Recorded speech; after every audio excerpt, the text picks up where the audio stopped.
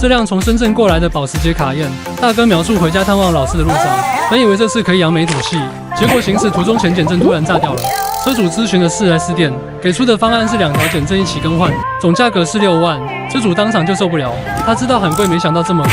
好在之前看过我专业维修减震的视频，于是直接从深圳找了过来。下面就看看我们是如何把减震修复回去的。视频创作不易，能不能点个赞鼓励鼓励，以防减震坏了不知道在哪维修。